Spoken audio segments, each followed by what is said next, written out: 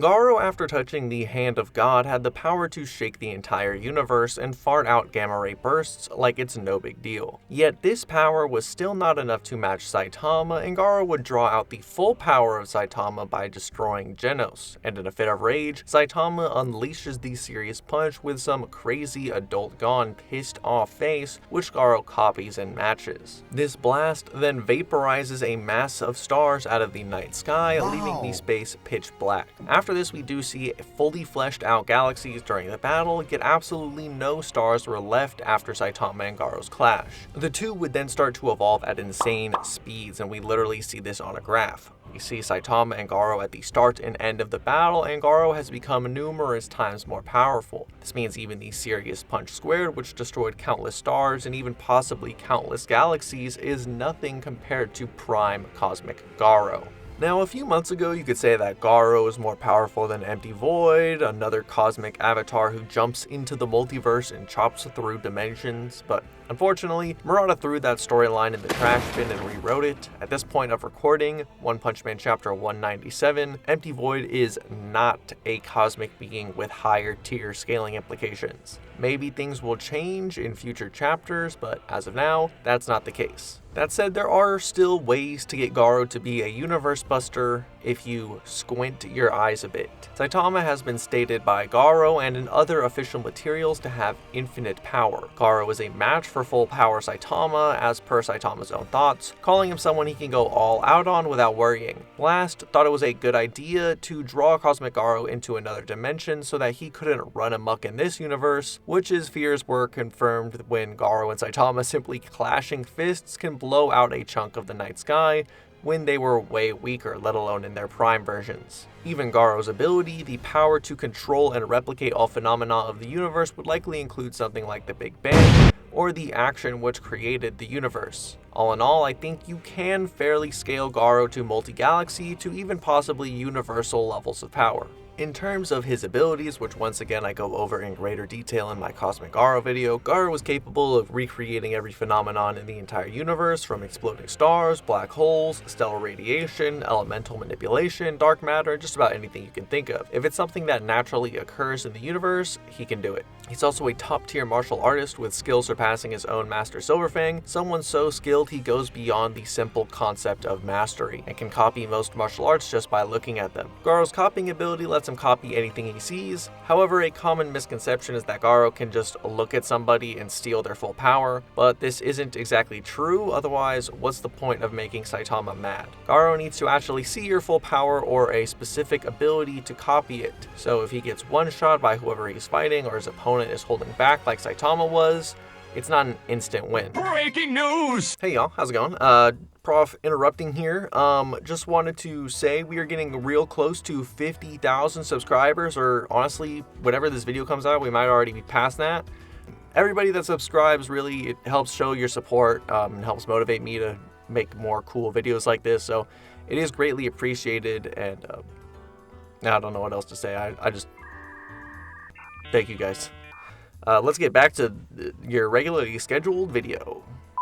Infinity Ultron was born after stealing the Infinity Stones from Thanos. The Infinity Stones had been stated many times to make Thanos the strongest being in the universe so far, give the wielder unparalleled power and the power to destroy and rebuild the very universe in their own image. This wasn't simply Thanos' plan in Endgame, but is outright confirmed to be true in the Infinity War novelization. Quote, "Instantly, cosmic energy that had not been collected in a single place since before the Big Bang washed over Thanos and coursed through him." This level of power is not inconsistent, as Infinity Ultron is implied to dwarf the powers of anything seen in the MCU thus far.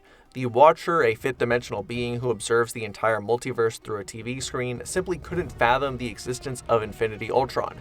Every story, film, show, and battle from the MCU, alongside all the other infinite timelines, and no being quite like Ultron ever appeared. This obviously includes the likes of Thanos, who is going to destroy the universe in Endgame, the Celestials, the cosmic entities like Eternity, Infinity, and so on. The only possible exceptions are really Kang the Conqueror and God of Stories Loki, maybe Dormammu, depending on how you interpret things, but still comfortably puts Ultron above the majority of the MCU's heavy hitters. Ultron's battle with the Watcher, once again a fifth-dimensional being, literally ravaged the multiverse, Ultron destroyed galaxies just by biting them and smashed the Watcher through universes with his bare hands. One of the elite creators of What If just outright said Infinity Ultron destroyed the universes they battled in and left a hole of dead universes in the multiverse. Even at the barest of bare minimums, if you want to look at what he just does on screen, Ultron quite literally destroys galaxies, and can apparently do so just by thinking about it. But the series creator literally said he shreds universe just by fighting, and many sources call him a threat to the whole multiverse. Seeing as the MCU cosmology is stated to have infinite realities composing it, Ultron being a threat to the entire thing is quite impressive. And like I've said several times, the Watcher is literally a fifth-dimensional being. In terms of abilities, Infinity Ultron has the power of the Infinity Stones, each having total control of the aspect for which they are named after. Time, space, reality, power, and soul. Among his many abilities, Ultron can stop and rewind time, create portals anywhere in the universe, construct an army of robots, change his body's properties, create incredibly detailed illusions, use telekinesis, hop from one universe to another, transmute objects into anything he desires, and control life and death itself. And most importantly, his strongest ability, he can shoot big, colorful laser beams. So with all that in mind, it's very clear that in terms of raw power, Ultron is bringing a lot more to the table than Garou is. Garou was possibly universal at best, with most of his feats being galaxy to multi-galaxy level, while Ultron literally destroys universes on screen. The universal scaling for Garou also requires quite a few leaps in logic, for example assuming just because Blast wanted to take him to another dimension means the whole universe was at stake. While not completely wrong, it doesn't automatically mean Garou can blow up the universe in one punch either. Regarding Saitama having infinite power, many lesser characters and objects in the MCU have been stated to have infinite or unlimited power, including the Infinity Stones, which Infinity Ultron would far surpass, as the Watcher never believed a being like Ultron was even possible. Swapping hands with the Watcher also means Infinity Ultron should be comparable to a fifth-dimensional being, and would literally barely perceive Garou in comparison to himself. Bottom line, Garou was scared of sneezing away planets, Infinity Ultron chomps on galaxies. You might be doubting this Ultron scaling, seeing as he was seemingly defeated by Party Thor and Captain Carter. The Guardians of the Multiverse were summoned specifically with the idea of defeating Infinity Ultron, with the Watcher seeing the one true path for beating Ultron being with these specific characters. The Watcher had the entire multiverse at his grasp. He could have gotten 7 Thanoses, 4 Captain Marvels, and a Falcon if he really thought it was best, but he chose these guys specifically. It's honestly just the case that the Guardians of the Multiverse are that powerful. In the Infinite Universe, is it really hard to believe there's just a really strong Captain Carter out there? That one version of Thor might one-shot Infinity Gauntlet Thanos and also like to party a lot? This is fiction after all, and if the story needs a group of characters to fight Infinity Ultron, the writers are going to make those characters powerful enough to do that. It's the same way Batman will fight random goons most of his own comics, but then swap hands with Superman-level opponents when the plot demands it. The heroes were also all empowered by Strange Supreme, a magician so adept he was actually able to see the Watcher all on his own. It's not an anti-feat for Ultron, and probably just means Captain Carter would punch Garou's head off if anything. I sort of refrained from going over speed, seeing as it does kind of get convoluted for both characters.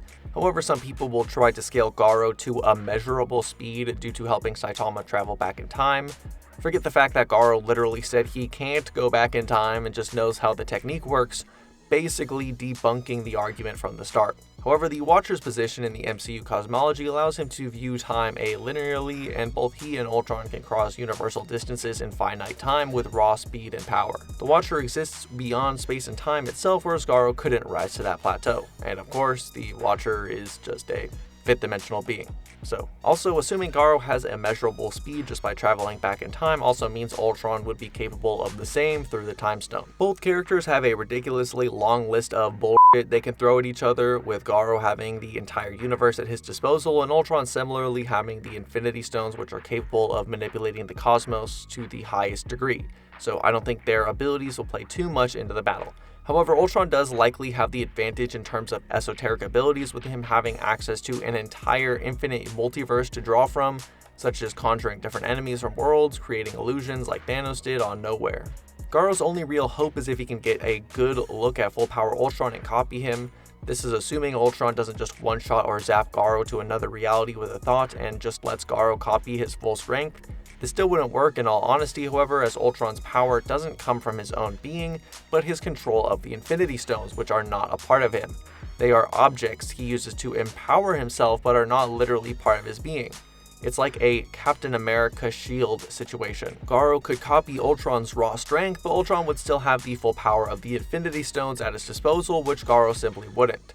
They'd basically be equals with Ultron having the stones. And if Ultron ever figured out Garou's copying ability, he could create illusions to confuse Garou and make it impossible for him to ever copy Ultron's full power. Garou's martial arts wouldn't work as Ultron is a robotic being without human weaknesses. He also would be immune to cosmic radiation for the same reasons.